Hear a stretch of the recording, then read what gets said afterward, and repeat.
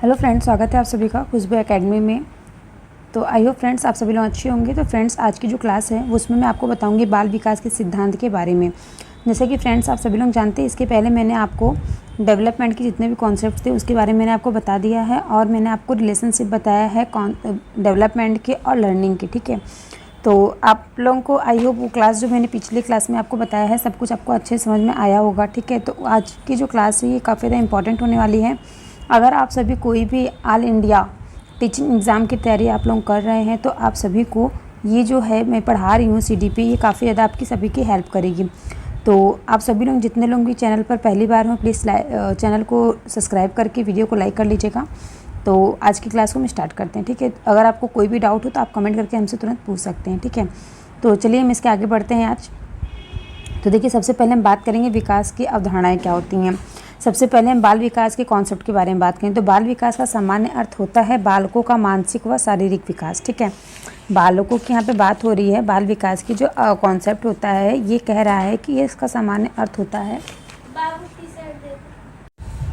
तो बाल विकास का आपने सामान्य अर्थ आपको पता चल गया। बालकों का क्या है, मानसिक, उनका मेंटली और उनका फिजिकली डेवलपमेंट जो होता है वो क्या कहलाता है, बाल विकास कहलाता है। ठीक है, विकास जो है शारीरिक, मानसिक, सामाजिक, संज्ञानात्मक, भाषाई तथा धार्मिक इत्यादि होता है। तो फ्रेंड्स जैसा आप लोग जानते हैं, मैं आपको बता दूं, मैंने इन सभी के बारे में आपको फुल डिटेल्स बता दिया। ठीक है, मैंने आपको डेवलपमेंट के बारे में बताया था, विकास जो है उसके बारे में मैंने बताया था, शारीरिक विकास कैसे होता है, किस प्रकार होता है, मानसिक विकास, सामाजिक विकास, संज्ञानात्मक विकास, धार्मिक विकास, सामाजिक विकास और भाषाई विकास के बारे में मैंने सब कुछ अच्छे से आपको समझा दिया है। जिसको भी समझ में ना आया हो वो पीछे वाली वीडियो जा करके देख सकते हैं। ठीक है, अब फ्रेंड्स इसके आगे यहाँ पर बात हो रही है विकास का जो संबंध होता है वो गुणात्मक होता है। गुणात्मक कैसे होता है, उसकी कार्य कुशलता, ज्ञान, तर्क, नवीन विचारधारा एवं परिणामात्मक।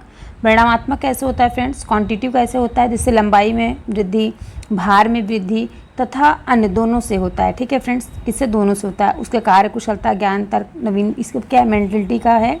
और परिणामात्मक कैसा होता है, इसे उसकी लंबाई में वृद्धि, भार में वृद्धि और अन्य सभी चीज़ों से। ठीक है, तो फ्रेंड्स इसके आगे हम आपको बताएं, जैसे शिक्षकों को एक निश्चित आयु के सामान्य बालकों की शारीरिक, मानसिक, सामाजिक तथा संवेदनात्मक परिपक्वता का ज्ञान होता है। ठीक है, टीचर्स क्या होते हैं, टीचर को एक बच्चे की कोई भी न्यूनतम आयु दी जाती है, जो भी आयु बच्चों की होती है उस किसी भी बच्चे की आयु के हिसाब से उसका जो है मेंटली और उसका फिजिकली टीचर्स को क्या होता है, एक उनको आइडिया लग जाता है कि बच्चों का कितना, वो लोग बच्चे कितने मैच्योर हो चुके, कितना बच्चों के अंदर ज्ञान होता है। ठीक है, जिससे वे क्या करते हैं, उनकी क्रियाओं को नियंत्रित करके अपेक्षित दिशा प्रदान करते हैं। ठीक है, उनको क्या होता है, बच्चों का पहले से पता होता है टीचर्स को, बच्चों को पहले उनका जो पूर्व ज्ञान क्या है उसमें नए ज्ञान को किस प्रकार से जोड़ना है।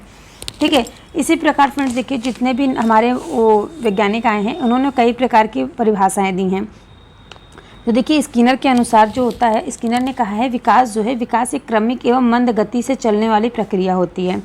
इन्होंने क्या बता दी, जो डेवलपमेंट है ये क्रमिक एवं मंद गति से चलने वाली प्रक्रिया है। जबकि फ्रेंड्स आप सभी को पता होगा, इसके पहले जो अरस्तु थे, अरस्तु ने जब उन्होंने डेवलपमेंट की अवधारणा बताई थी, आई मीन जो उन्होंने डेवलपमेंट की जो कॉन्सेप्ट दिया था उसमें उन्होंने बताया था कि विकास क्या है, विकास आंतरिक एवं बाह्य कारणों से व्यक्ति में परिवर्तन करता है। ठीक है, इसके बारे में उन्होंने बताया था।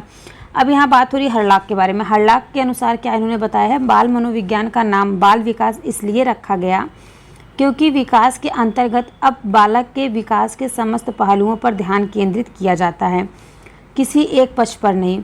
बच्चों के जितने भी पहलू होते हैं, ठीक है, उनके सभी पहलुओं पर क्या होता है, ध्यान केंद्रित किया जाता है, किसी एक पक्ष पर नहीं। पहले क्या होता था, बच्चों की केवल पढ़ाई पर ध्यान दिया जाता था, लेकिन अब क्या हो रहा है, बच्चों के स्वास्थ्य का भी ध्यान रखा जा रहा है, बच्चों के खेलकूद का भी ध्यान रखा जा रहा है। ठीक है, तो इसी प्रकार से इन्होंने कहा है क्या, बच्चों के समस्त पहलुओं पर ध्यान केंद्रित करना है, अतः किसी एक पक्ष पर नहीं। ठीक है, अब देखिए इसके बाद आते हैं क्रो एंड क्रो। क्रो और क्रो के अनुसार इन्होंने क्या बताया है, बाल मनोविज्ञान, ये भी एक बाल मनोविज्ञान है। इन्होंने कहा है कि वह वैज्ञानिक की वह शाखा है जिसमें जन्म से परिपक्वता अवस्था तक विकसित हो रहे मानव का अध्ययन किया जाता है। ठीक है, इन्होंने कहा है कि जो बाल मनोवैज्ञानिक ये वह मनोवैज्ञानिक, इन्होंने कहा है वह वैज्ञानिक की वह शाखा है जिसमें जन्म से क्या है, परिपक्वता अवस्था तक विकसित हो रहे मानव का अध्ययन किया जाता है। ठीक है, तो यहाँ तक आई होप आप सभी को समझ में आ गया होगा। तो इसके आगे हम बढ़ते हैं। अगर आपको इसमें से कुछ भी डाउट हो तो आप कमेंट करके हमसे पूछ सकते हैं। ठीक है, तो चलिए हम आगे बढ़ते हैं। इसके आगे देखिए क्या कहा गया है इसके आगे फ्रेंड्स बताया गया है बाल विकास के सिद्धांत के बारे में, ठीक है। यहाँ पे बताया गया चाइल्ड डेवलपमेंट के सिद्धांत के बारे में बताया गया है। तो देखिए फ्रेंड्स, जो बाल विकास के सिद्धांत बताए गए हैं, तो मैं आपको पहले बता दूं जो बाल विकास का सिद्धांत है ये कुल 12 प्रकार के बताए गए हैं। पहले निरंतरता का सिद्धांत बताया गया है, उसके बाद समान प्रतिमान का सिद्धांत बताया गया है, इसके बाद बताया गया विकास क्रम की एकरूपता होती है, और इसके बाद जो 4th नंबर दिया गया है उसमें बताया गया वृद्धि एवं विकास की गति की दर जो होती है वो एक सी नहीं रहती है, ठीक है। इन सभी के बारे में आपको एक एक करके अच्छे से समझाऊंगी। अभी मैं केवल आपको बता रही हूँ बाल विकास के सिद्धांत के बारे में। 5वां पॉइंट इसमें बताया गया है विकास जो होता है वो सामान्य से विशेष की ओर चलता है। एंड 6वां पॉइंट बताया गया है जो परस्पर संबंध का सिद्धांत होता है।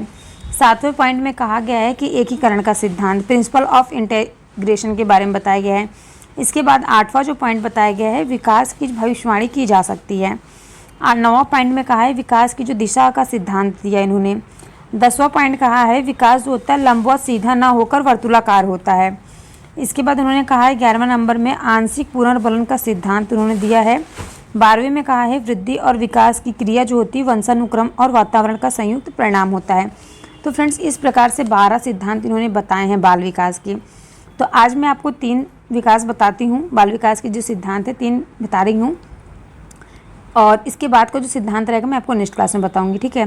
तो देखिए, सबसे पहले मैं आपको बता दूं जो बाल विकास के संदर्भ में कुछ महत्वपूर्ण सिद्धांतों का वर्णन निम्न प्रकार से किया जा रहा है। तो कुल 12 प्रकार के मैंने आपको बता दिया।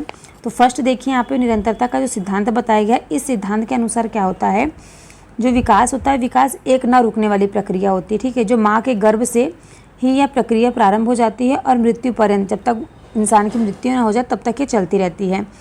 और एक छोटे से नगण्य आकार से अपना जीवन प्रारंभ करके हम सबके व्यक्तित्व के सभी पक्षों यानी कि शारीरिक, मानसिक, सामाजिक आदि का संपूर्ण विकास इसे निरंतरता के गुण के कारण भली भांति संपन्न कर सकते हैं, ठीक है। तो आई होप आप सभी को समझ में आया है। इसमें बताया गया जो निरंतरता का सिद्धांत है ये एक ना रुकने वाली प्रक्रिया है, जो माँ के गर्भ से स्टार्ट होकर जब तक आपकी मृत्यु नहीं हो जाती तब तक ये चलती रहती है। जीवन पर्यंत इंसान कुछ ना कुछ सीखता रहता है, ठीक है।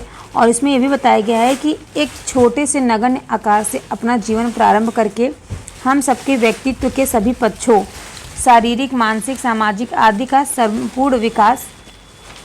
संपूर्ण जो विकास होता है इसे ही कहा जाता है क्या, निरंतरता के गुण के कारण होता है, ठीक है। ये निरंतरता के गुण के कारण भली भांति संपन्न कर सकते हैं इसको।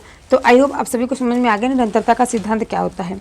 इसके बाद नेक्स्ट टॉपिक आता है आपका, नेक्स्ट पॉइंट है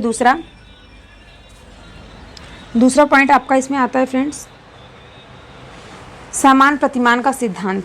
ये क्या होता है समान प्रतिमान का सिद्धांत? इस सिद्धांत के अनुसार बालकों का जो विकास होता है और वृद्धि उनकी अपनी व्यक्तित्व के अनुरूप होती है। वे अपनी स्वाभाविक गति से ही वृद्धि और विकास के विभिन्न क्षेत्रों में आगे बढ़ते रहते हैं, और इसी कारण से क्या होता है उनमें पर्याप्त विभिन्नताएं देखने को मिलती है।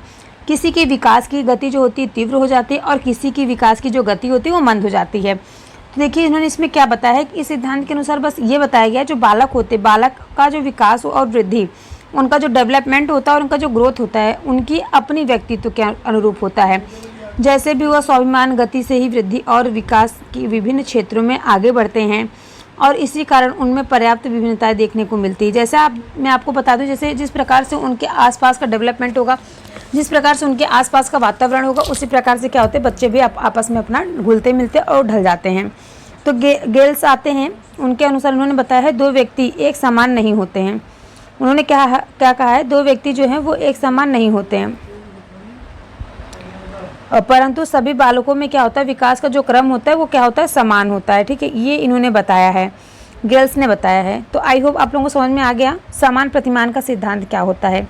अब इसके बाद हम तीसरा पॉइंट बात करेंगे, विकास क्रम की एकरूपता क्या होती है। यह सिद्धांत बताता है कि विकास की जो गति है वो एक जैसी न होने तक तथा पर्याप्त व्यक्तित्व अंतर पाए जाने पर भी विकास क्रम में कुछ एकरूपता के दर्शन होते हैं, ठीक है। उदाहरण के लिए हम आपको बता दें, जैसे मनुष्य जाति के सभी बालकों की वृद्धि जो है वो सिर की ओर से प्रारंभ होती है।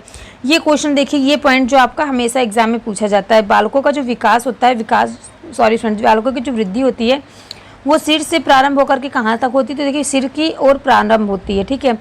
और इसी तरह बालकों के जो गत्यात्मक और भाषा विकास में भी एक निश्चित प्रतिमान और क्रम के दर्शाए किए जाते हैं, ठीक है। तो फ्रेंड्स यहाँ तक आई होप आप सभी को समझ में आ ही गया होगा। और इसके आगे का जो वीडियो है फ्रेंड्स मैं आपको नेक्स्ट क्लास में देती हूँ। आई होप आप सभी को क्लास अच्छी लगी होगी।